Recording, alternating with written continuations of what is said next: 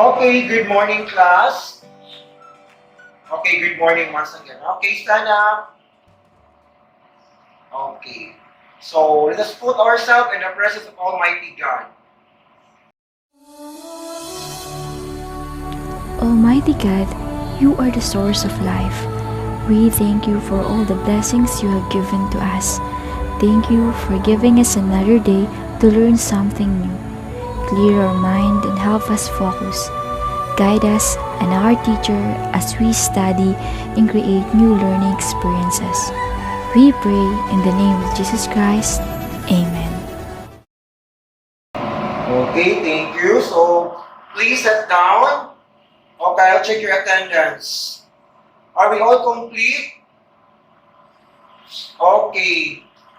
Check your classmate, your setmate. Number absent? Okay, very good. Okay, very good. Okay.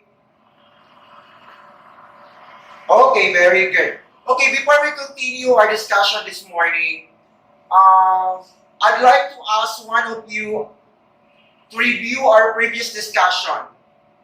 Anyone from the class? Okay, so it's all about plot manipulation. Okay, plot manipulation, it's all about part of literature. Very good. Plot manipulation. So when we say plot manipulation, it's composed about the exciting moment, the rising action, the climax, and also the restoration and the falling action. Very good. Okay, that's good. Now, please, before we step to our next discussion, I give you an activity to connect our next discussion for this kind of activity as well. Are you ready? Okay, this is considered as word analysis. Word analysis. You need to connect this word to find the correct word as well. Okay, please raise your hand if your answer is correct. Very good. Now, let's start. What word is this? Anyone? Raise your hand. Very good. Pronoun. Okay, another one.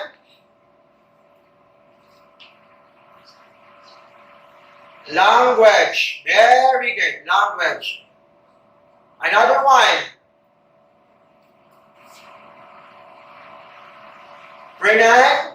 Pronunciation. Very good. Last one. This one. Adjective. Very good.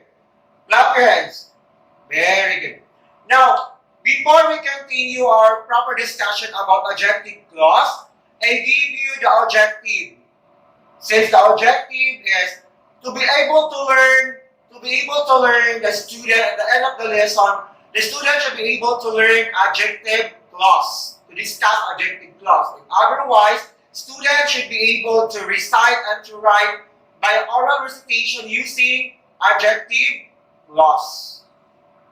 Okay. So now, what is adjective clause?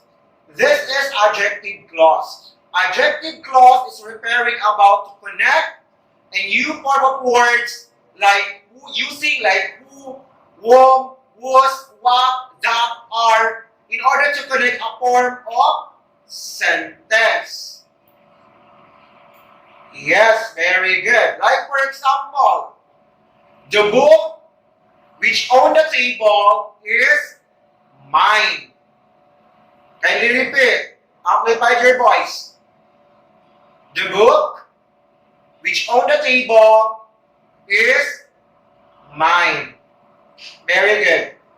Now, this sentence kindly define adjective clause. Which. Very good. Which. Another example.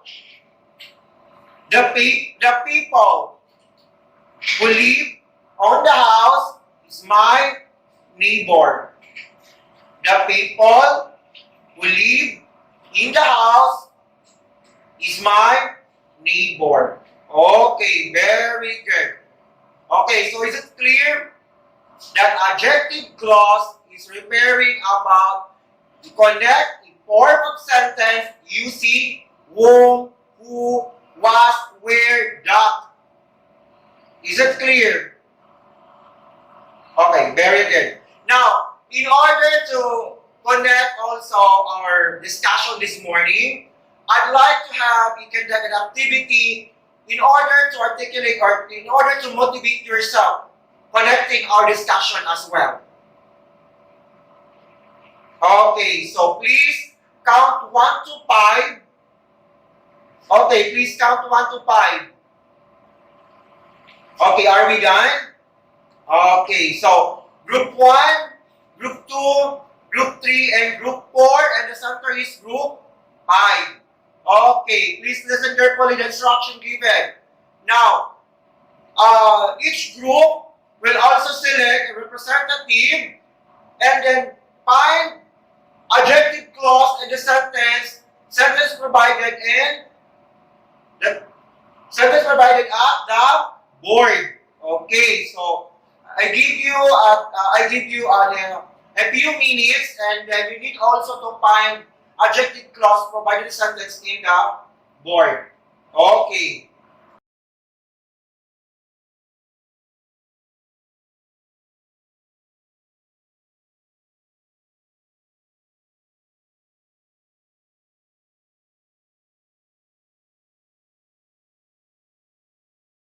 Okay, so are we done?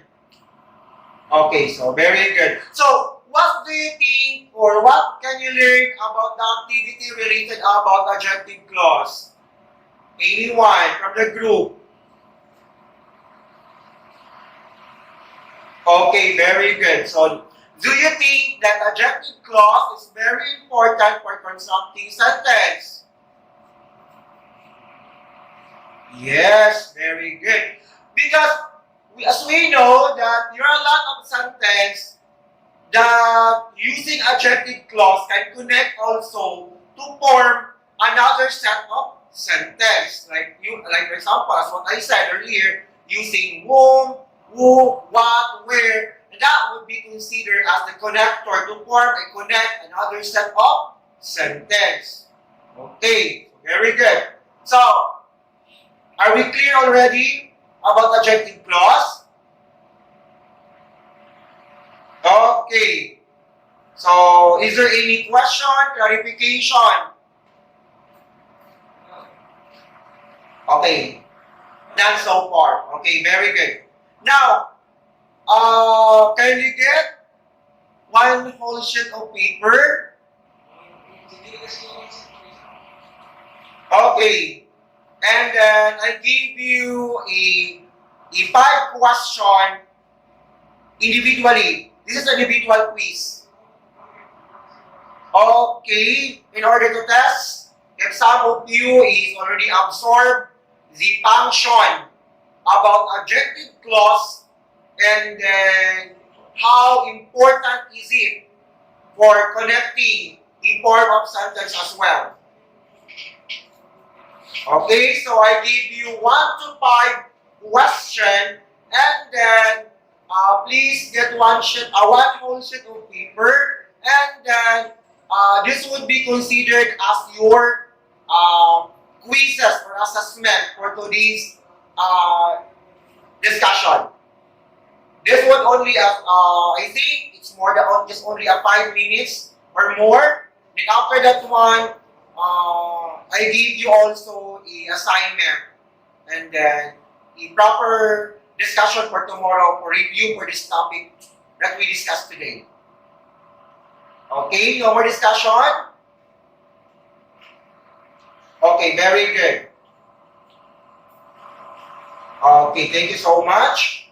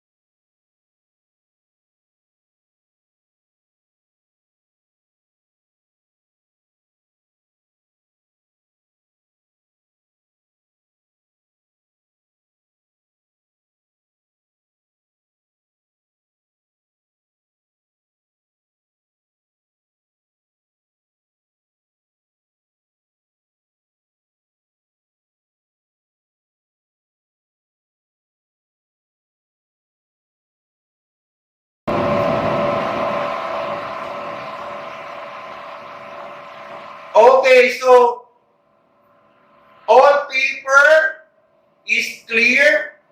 Did you did your activity? Any question about adjective clause before I give you an assignment? Clarification. I repeat, adjective clause is a form of words that connect another set of sentence using like whom, who, was, which, where, that, in order to connect in form of sentence. So like for example, as what I said, the book which on the table is mine. So the whom is connected, considered as adjective clause because that would be connector from the book to another form of sentence. Correct? Okay. Now, I give you the assignment to be able to pass by tomorrow. This one. Can you read on the board? This is your assignment. Please read this one into 1/2 sheet of paper. Okay. Is it clear? No more question, clarification for discussion. If none, please stand up. Okay.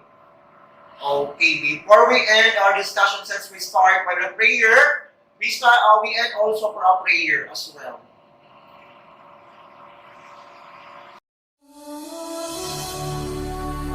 Almighty God, you are the source of life. We thank you for all the blessings you have given to us. Thank you for giving us another day to learn something new. Clear our mind and help us focus. Guide us and our teacher as we study and create new learning experiences. We pray in the name of Jesus Christ. Amen. I hope to see you all tomorrow. That will also complete attendance as well. Thank you and good afternoon. Goodbye.